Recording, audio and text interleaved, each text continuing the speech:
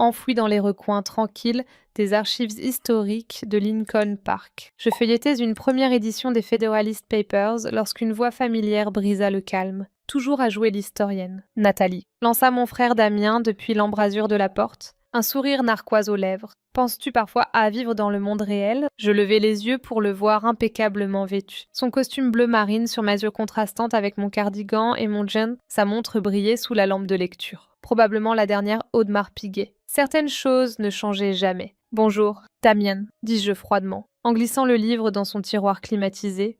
Je ne m'attendais pas à te voir dans un endroit sans écran de cotation boursière. Il entra, une odeur de parfum coûteux le suivant. Papa m'a envoyé. Il craint que tu ne gâches l'ambiance à leur dîner du 40e anniversaire ce soir. Damien balaya l'archive du regard, comme si elle l'offensait. Tu sais, une conservatrice dans la famille, ça le dépasse encore. Pas vraiment un sujet de vantardise pour les cocktails. Nathalie Whittaker, 33 ans, directrice des archives historiques de Chicago. Pour ma famille, fondateur du Whittaker Capital Group, je suis l'exception. Il valorise l'héritage, le pouvoir, la visibilité. Moi, je valorise la vérité, la discrétion, la connaissance. Je serai là, assurai-je en me levant pour croiser son regard. Et ne t'inquiète pas, je porterai quelque chose digne d'un banquier d'investissement. Soupe, répondit-il avec un sourire de salle de conseil. Je vais annoncer notre nouvelle acquisition. Whittaker Capital vient d'absorber 3 startups technologiques. C'est notre plus gros coup à ce jour. Excellente nouvelle, dis-je calmement. Bien que mon estomac se noie, il m'observa. Il est encore temps de changer de voie. Tu sais, on pourrait toujours avoir besoin de quelqu'un comme toi dans notre division de recherche de données. Au moins, tu contribuerais. Je faillis rire. S'il savait, mon travail discret dans cette archive n'était qu'une façade. En réalité, je dirigeais Lumina Analytics, une firme d'intelligence artificielle en mode furtif, en train d'évaluer plusieurs contrats gouvernementaux. Je me débrouille très bien, Damien, répondis-je en le raccompagnant avec un sourire poli. Dès qu'il partit, je retournai dans mon bureau. Un surface, il ressemblait à celui de n'importe quel historien. Mais derrière une porte verrouillée, j'allumai un serveur de grade militaire. La prochaine étape de mon empire était déjà en cours. Et ce soir, l'annonce principale ne serait pas la sienne. Derrière la porte verrouillée, j'activai mon ordinateur haute sensibilité sur mesure. Lorsque le scanner biométrique confirma mon identité, un écran de bienvenue s'illumina avec des canaux cryptés depuis Osaka, Paris et Boston. « Bonjour, Mel Whittaker », me salua mon assistante Lena avec précision. Son flux vidéo était d'une clarté cristalline malgré la distance. « Le dossier d'acquisition Alberg est prêt pour votre revue finale. »« Merci, Lena », dis-je en parcourant les documents. L'équipe juridique. Feu vert, la diligence raisonnable est terminée. Nous sommes prêts quand vous l'êtes. Je jetai un œil à l'horloge vintage sur mon mur, moins de 6 heures avant le gala d'anniversaire de mes parents. Planifier la signature pour 8 heures demain matin et préparer un communiqué de presse pour midi.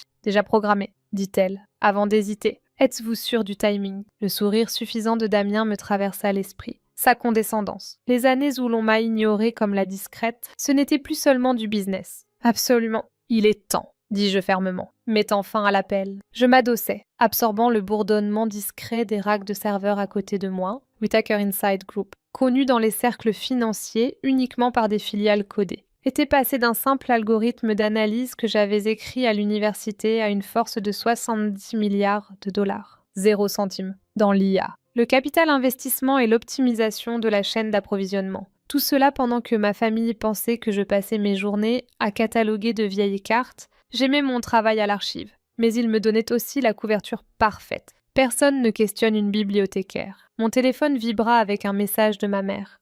N'oublie pas de coiffer tes cheveux. Les Hastings seront là ce soir. Bien sûr, les Hastings, une autre famille d'ancienne fortune que mon père cherchait encore à impressionner. Je m'en occupe, répondis-je. Je fermai la connexion au serveur et sortis. Premier arrêt. Un salon privé niché dans un gratte-ciel de River North que je possédais sous un autre nom. Nathalie. M'accueillit Emma avec un sourire en entrant. L'endroit était vide, comme toujours. Avantage de la propriété discrète. Comme d'habitude.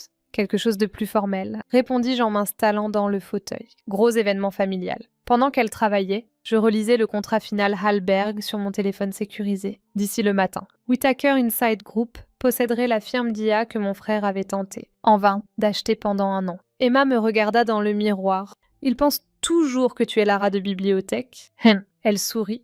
Encore 12 heures. Et après cela, toute la famille découvrirait la vérité. À mes conditions. Alors qu'Emma bouclait ma dernière mèche, elle mentionna nonchalamment. « Ton frère était là plus tôt. se vantant d'acheter une grosse boîte technologique. Il essaie de l'acheter, répondis-je avec un sourire calme. Il y a une différence. Elle croisa mon regard dans le miroir, les yeux pétillants de curiosité. Disons simplement que les gros titres de demain seront une lecture intéressante. 4 heures plus tard, dans mon appartement de Gold Coast. Je me tenais devant un miroir en pied. La transformation était subtile mais puissante. Exit l'historienne réservée en ballerine et lunettes. À sa place se tenait une femme qui pouvait entrer avec assurance dans n'importe quel gala du Fortune 500 sans sourciller. La robe bleu marine Valentino frôlait le sol à la perfection. Élégante, intemporelle, mes bijoux étaient soigneusement choisis. Perles d'héritage et une montre Cartier. Des clins d'œil discrets à la richesse, sans besoin de crier. J'avais l'air exactement comme ma famille l'attendait. Comme quelqu'un qui essayait de s'intégrer. Un autre message de Lena. Tout est finalisé, communiqué de presse prêt. Le révéler ce soir. Non, tapage en retour. Laissons-les profiter de la fête. Demain suffira. En arrivant à la propriété Whittaker, l'allée scintillait de Bentley. Teslas et Aston Martins. Je me garais dans mon Audi A6 noir, sobre, classique, très bibliothécaire. Personne ne le questionna. Roy, notre majordome de longue date, m'accueillit à la porte avec un hochement de tête chaleureux. Bienvenue, Mazalène Nathalie. Vos parents sont dans la grande salle. À l'intérieur, l'air vibrait d'élégance, le doux tintement des verres en cristal baccarat, les notes délicates d'un quatuor à cordes et les conversations polies formaient la bande-son de la vieille richesse de Chicago. Nathalie, chérie, tu as l'air présentable, lança ma mère depuis l'autre bout de la pièce. De la part d'Anna Whittaker, c'était presque une ovation. À 65 ans, elle portait l'élégance comme une armure. Ce soir, elle était radieuse, sa robe en soie sculptée à la perfection. Ses boucles d'oreilles en diamant captant la lumière du lustre. Joyeux anniversaire. Maman, dis-je en l'embrassant chaleureusement sur la joue. Ton père est près de la cheminée, répondit-elle, déjà à la recherche des Hastings ou d'une autre famille digne d'impressionner, ne disparaît pas encore dans la bibliothèque. En me frayant un chemin parmi les invités, je reçus des baisers aériens polis et les habituels sourires condescendants, toujours à l'archive. Oh, c'est mignon. Leurs mots frôlait toujours la condescendance. Ma fille, tonna la voix de mon père près de la cheminée. Entouré de ses amis golfeurs et de membres des conseils d'administration de la moitié des institutions de la ville, je souris, car demain, ils découvriraient tous qui avaient vraiment acheté Alberg High. Viens ici, qu'il te voie, lança mon père en me serrant dans une étreinte étonnamment forte. Ses mots étaient légèrement pâteux. Il avait clairement commencé à célébrer tôt, toujours plongé dans de vieux manuscrits poussiéreux. Gloussa Peter Hastings, l'un des amis golfeurs de mon père. Son ton donnait l'impression que je jouais encore à me déguiser. Oui, répondis-je calmement, toujours à préserver la connaissance pour les générations futures. Leurs rires suivirent. Les gueux, condescendance. Le genre réservé aux proches qui ont choisi une voie qu'ils ne comprennent pas, en parlant de générations futures, dit mon père, gonflé de fierté. Où est Damien ? Il a une annonce, comme invoqué par les louanges. Damien entre, tout en assurance et champagne. Son smoking était sur mesure. Ça montrait un mystacablement Patek Philippe, et son sourire indéniablement suffisant. « Mesdames et messieurs », lança-t-il, captant l'attention de la salle sans effort. « Puis-je avoir votre attention ?» Le murmure des conversations s'éteignit. Damien vivait pour ces moments. Comme beaucoup d'entre vous le savent, Whittaker Capital croît de manière agressive. Commença-t-il, la voix pleine d'assurance. Ce soir, j'ai l'honneur d'annoncer que nous finalisons la plus grande acquisition de l'histoire de notre firme, d'ici la semaine prochaine. Nous prévoyons de conclure l'achat de Hallberg High. Des exclamations et des applaudissements parcoururent la salle. Mon père rayonnait comme un homme assistant à l'éclosion de son héritage. Ma mère essuya ses yeux de manière théâtrale. Je sirotai mon champagne et attendis. Ce n'est pas encore signé. Admis Damien, mais tous les documents sont en place. L'équipe juridique a tout vérifié. C'est à nous. Juste une question de temps. C'est mon garçon, rugit mon père en lui tapant dans le dos. J'ai toujours su que tu étais destiné au sommet. Alors que la foule se pressait autour de lui pour le féliciter. Le regard de Damien croisa le mien. Il leva son verre dans ma direction. Un sourire narquois aux lèvres. Et toi, petite sœur, lança-t-il fort, prête à admettre que tu as choisi la mauvaise voie. Ou joues-tu encore à la bibliothécaire pendant que nous bâtissons de vrais empires ? Je soutins son regard sans ciller. Je pense, dis-je prudemment, que tu ne devrais pas compter tes acquisitions avant qu'elles ne passent les régulations. Il rét, mais moins assuré. Son sourire vacilla. Toujours à parler en énigme, marmonna-t-il. C'est pourquoi tu seras toujours là où tu es, à lire sur la grandeur, au lieu de l'accomplir. Peut-être, dis-je en prenant une haute gorgée. Mais au moins, je fais ma diligence raisonnable. Il serait dit. Il n'aimait jamais quand j'utilisais un langage précis, surtout quand cela suggérait que je pourrais en savoir plus que lui. Diligence raisonnable, répéta-t-il. J'ai les meilleurs avocats du métier. Tout est bouclé. Je fis tinter mon verre contre le sien.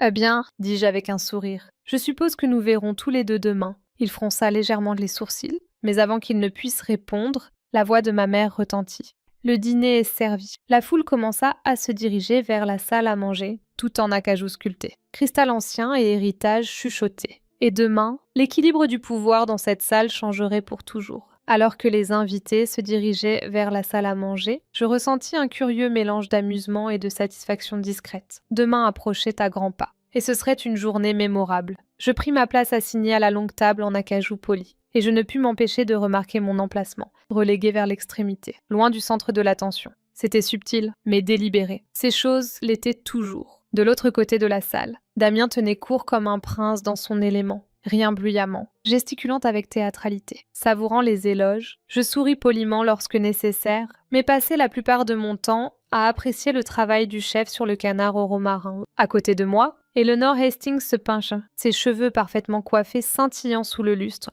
Tu as toujours été si brillante. Nathalie, tout le monde pensait que tu ferais quelque chose d'extraordinaire. Pourquoi gâcher tout cela pour de vieux livres ? Je marquai une pause, laissant la question flotter avant de répondre calmement.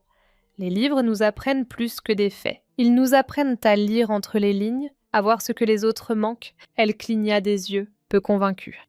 Eh bien, au moins ton frère fait quelque chose qui compte, soupira-t-elle. Ça doit être dur de le voir briller. Pas aussi difficile que tu pourrais le penser, répondis-je avec un sourire doux. Le dîner se poursuivit avec le mélange habituel d'éloges passifs et de jugements voilés, des piques cachées dans des sourires, des jugements adoucis par le champagne. J'y étais habituée. Les insultes déguisées en préoccupation étaient dans la spécialité de la famille. Lorsque le dessert arriva, un trio de gâteaux au chocolat sans farine, coulis de framboises et tartes au caramel. Damien se leva. Son verre brandi bien haut. « À maman et papa », lança-t-il, la voix riche de fierté, qui m'ont appris à gagner, et à ma sœur Nathalie, qui nous rappelle à tous que le succès prend de nombreuses formes, certaines plus bruyantes que d'autres. Des rires, polis mais incisifs, résonnèrent autour de la table. Je levai mon verre également, bien que mon esprit soit déjà tourné vers le communiqué de presse prévu pour 9 h le lendemain matin. Plus tard, près de la table des desserts. Damien me retrouva. « Tu t'amuses ?» demanda-t-il, sa suffisance pratiquement rayonnant de sa veste taillée sur mesure. « C'est une soirée charmante, » répondis-je en sirotant mon espresso. « Nos parents doivent être fiers. » Ils le sont, dit-il en ajustant ses boutons de manchette. Ça aurait été bien si leurs 2 enfants avaient construit quelque chose d'impressionnant. Je pris un truffe au chocolat. Le faisant tourner entre mes doigts, « Tu sais, Damien, le succès ne dépend pas toujours de celui qui crie le plus fort. » Il ricane. Dis ça à mon portefeuille. Combien gagne une bibliothécaire ? Déjà, je baissai les yeux sur mes talons, Louboutin. Assez pour m'offrir ceci. J'ai toujours été douée pour les investissements. Il vida son champagne d'un trait. Eh bien, dit Damien, en tapotant sa poche pour prendre son téléphone. C'était amusant. Mais j'ai des gens à impressionner et une entreprise à acquérir. Gros jour demain avec Alberg. Il s'éloigna avec assurance, surfant encore sur l'euphorie de sa victoire prématurée. Une fois hors de vue, je sortis mon téléphone de ma pochette et envoyai un message à Léna. Tout est prêt pour demain. Sa réponse fut instantanée. Tout est en place. Communiqué de presse à 8 h. Veux-tu les chiffres finaux ? Pas besoin, répondis-je. Un sourire au coin des lèvres. Je les lirai dans les gros titres, comme tout le monde. À minuit, la fête s'essoufflait. Je fis mes adieux, endurant un dernier chœur de critiques voilées. Tu devrais vraiment considérer l'offre de Damien, murmura ma mère, alors que je l'embrassais sur la joue. Un rôle dans la bibliothèque d'entreprise te conviendrait parfaitement. J'y penserai, répondis-je doucement. Je n'y penserai pas. En rentrant chez moi, les lumières de la ville scintillant sur le pare-brise, je réfléchissais à ce que le lever du soleil apporterait. Pendant 8 ans, j'avais été l'oubliée, la fille excentrique qui préférait les bibliothèques au pouvoir. Mais dans quelques heures, tout changerait. À 7 h, je déverrouillai la porte latérale des archives historiques de Chicago, comme je le faisais chaque jour de la semaine depuis des années. Mes ballerines sobres cliquetaient doucement sur le sol de marbre. Pour le public, j'étais toujours Nathalie Whittaker, bibliothécaire en chef, rien d'inhabituel. Léna était déjà là. Ses cheveux blonds, tirés en arrière, une tablette à la main. Ici. Elle était assistante archiviste. À l'extérieur, elle était la directrice des opérations de Whittaker Inside Group. Tout est prêt, dit-elle en entrant dans mon bureau. Osaka est en ligne et le communiqué de presse est programmé. Il part dans 45 minutes. Je posai mon sac, allumai mon ordinateur sécurisé et demandai. Des mouvements du côté de l'équipe de Damien, il s'active maintenant. toujours convaincue que Hallberg est à eux. Elle se permit un sourire. Laissons-leur encore quelques minutes d'ignorance béate. À 7h15 précise, ma ligne privée s'alluma. Je répondis. Molly Whittaker, dit une voix calme à travers l'interprète. Le conseil d'administration de Hallberg est réuni et prêt. Excellente, répondis-je. Commençons. Les minutes suivantes furent rapides et chirurgicales, contrastignées électroniquement. Confirmation. Chose officielle. À 8h précises. Whittaker Inside Group avait légalement acquis Hallberg et Hive, ainsi que toutes ses filiales mondiales, brevets propriétaires et pipelines de R&D avancés. Le communiqué de presse est en ligne, dit Lena, les yeux sur son écran. J'ouvris mon navigateur. Sur tous les grands médias, le même titre explosait. Fini la bibliothécaire. Natalie Whittaker acquiert Hallberg AI dans un coup de maître à 4. 2 milliards de dollars. L'acheteur mystère de la firme mondiale d'intelligence Whittaker Inside Group révèle son identité. Wall Street stupéfait alors que l'archiviste, devenu mania, se dévoile. Mon téléphone vibrait sans arrêt. Alerte d'actualité. Appels, sans surprise. Le premier fut de Damien. C'est quoi ce bordel? Aboya-t-il. Pas de salutation. Juste une incrédulité pure mêlée de fureur. Bonjour à toi aussi, frère, dis-je calmement en sirotant mon café. Je suppose que tu as vu les gros titres. C'est une blague. Whittaker Inside Group. Tu n'es pas la fondatrice. Si, je le suis. Depuis 8 ans maintenant. Je marquai une pause, laissant les mots s'installer. Je comprends la confusion. Cependant, je ne suis qu'une bibliothécaire. N'est-ce pas? De l'autre côté, j'entendais des froissements, des papiers retournés, des voix criant en arrière-plan. Damien paniquait. Mais j'avais un accord, dit-il. Tout était en place. Contracts, signatures. Vraiment? Demandai-je, la voix teintée d'une innocence feinte. Tu devrais peut-être vérifier les petites lignes. Nous sommes en pourparlers avec Hallberg depuis des mois. Nous aussi, coupai-je. Mon équipe, ma société, mon empire. Chaque pause était comme un coup de marteau. Celui que j'ai construit pendant que tu étais trop occupé à rejeter ma carrière comme une anecdote académique. Silence. Puis un clic. Il raccrocha. De l'autre côté de la pièce. Lena peinait à réprimer un sourire. Combien de temps avant que tes parents appellent? Je jetai un œil à l'horloge, puis la leur. Le nom de ma mère s'afficha à l'écran. Natalie Whittaker, lança-t-elle, tranchante comme du verre brisé. Qu'as-tu fait? Bonjour, maman, répondis-je joyeusement. Je suis un peu occupée, mais on pourrait peut-être se voir pour le dîner.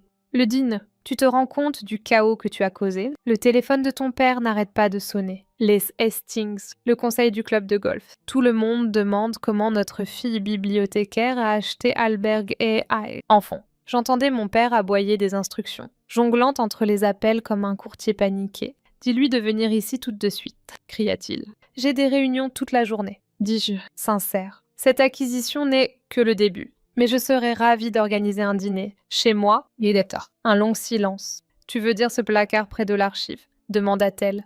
Non, répondis-je. Je veux dire mon penthouse sur l'avenue Calme. Je souris, déjà en train de rédiger l'adresse dans un message. Un long silence incrédule suivit. L'avenue Calme, répéta ma mère, mais c'est l'immeuble le plus cher de la ville. Vraiment, dis-je légèrement. Je n'avais pas remarqué. À 18h, maman, je mis fin à l'appel et expirai lentement. 8 ans de silence, de secrets, de double vie, tout se dévoilait en une matinée époustouflante. Mon reflet me fixait depuis l'écran de l'ordinateur, calme et composé. Prête pour la phase 3, demanda Lena, juste derrière moi. Je hoquai légèrement la tête. Vas-y. Quelques minutes plus tard, le second communiqué de presse toucha les agences de presse mondiales. Cette opération, une fusion complexe avec 3 des firmes d'innovation les plus puissantes de Séoul, Singapour et Tokyo, avait été préparée pendant des mois. Nous avions programmé son annonce pour suivre l'acquisition de Hallberg, rendant notre message clair.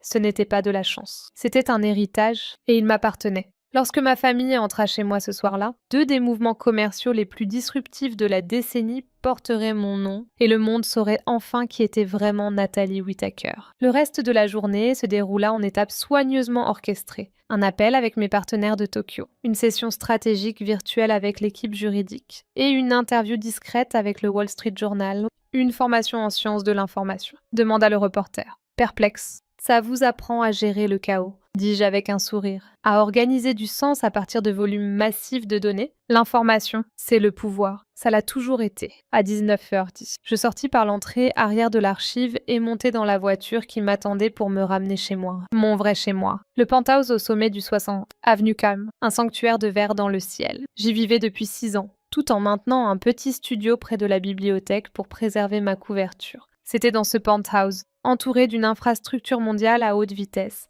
d'une sécurité discrète et d'une suite opérationnelle complète, que l'Empire était réellement dirigé. L'ascenseur sonna précisément à 18 heures. Damien sortit en premier, visiblement secoué, son assurance réduite à néant. Mes parents suivirent, ma mère pâle, mon père inhabituellement silencieux. Même Roy, notre majordome de longue date, semblait abasourdi. Bienvenue chez moi, les accueillis-je, en désignant la vue panoramique sur le lac scintillant sous le coucher du soleil. La voix de Damien était tendue. Depuis combien de temps? Je me dirigeais vers le bar, me versais un verre de scotch et me tournais pour lui faire face. Depuis combien de temps je mens? Clarifiai-je. Je n'ai pas menti. Tout ce que j'ai dit était vrai. Je levai le verre. Je suis bibliothécaire. J'aime les livres. Et il se trouve que je dirige aussi un empire financier mondial.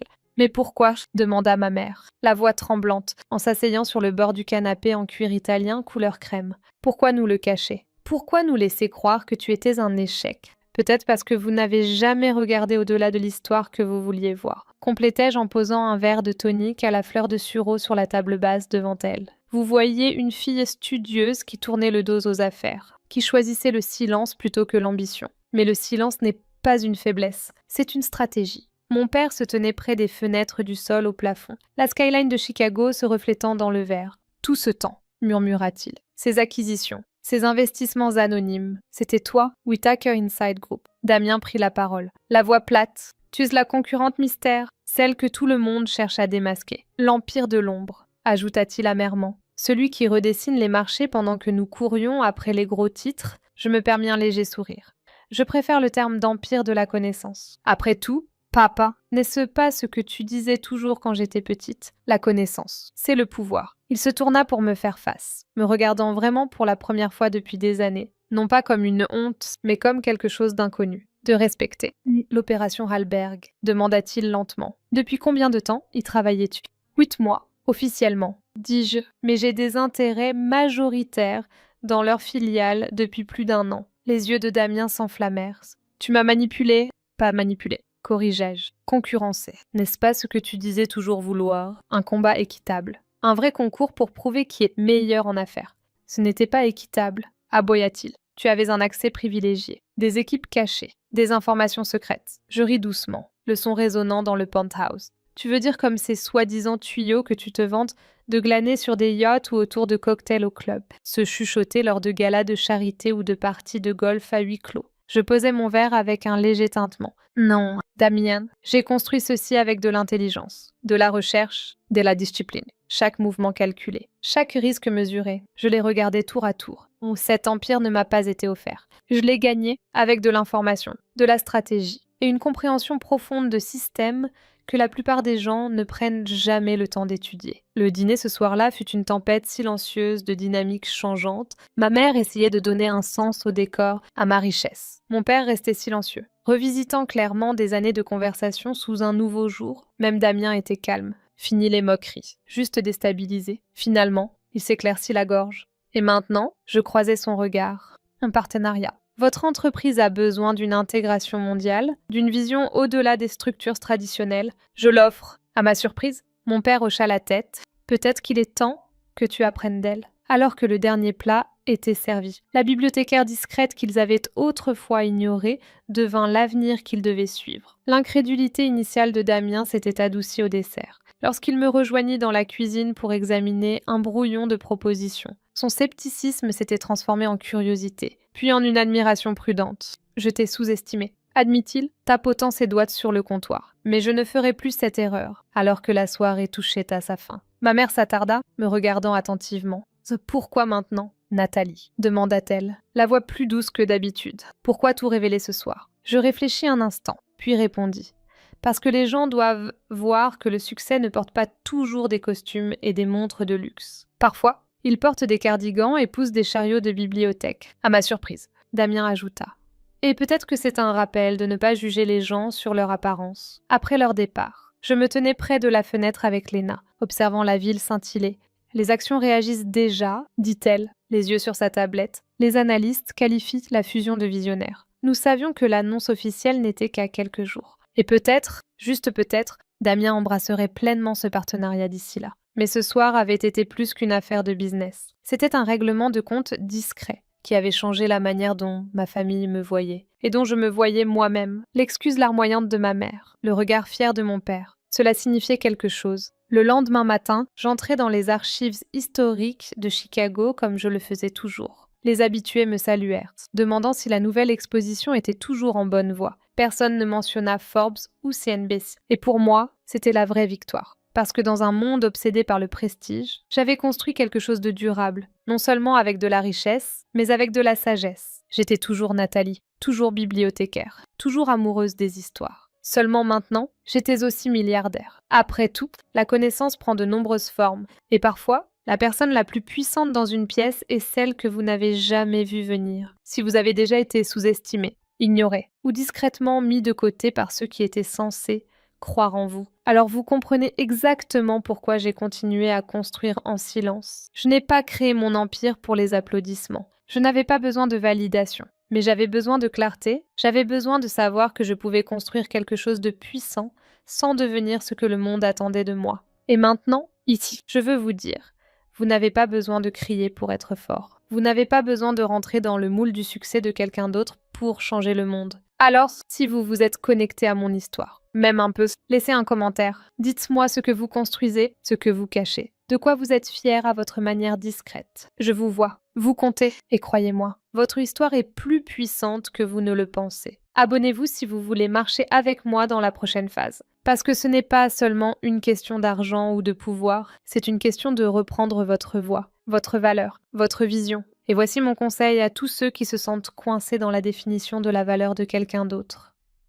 Ne cherchez pas la reconnaissance. Construisez quand même, continuez à vous présenter, continuez à apprendre. Restez curieux. Vous n'avez pas à expliquer vos rêves à ceux qui n'ont jamais osé poursuivre les leurs. Le vrai succès vient de l'alignement, pas de l'approbation. Alors, allez-y, brisez leurs attentes. Et ensuite, possédez-les discrètement.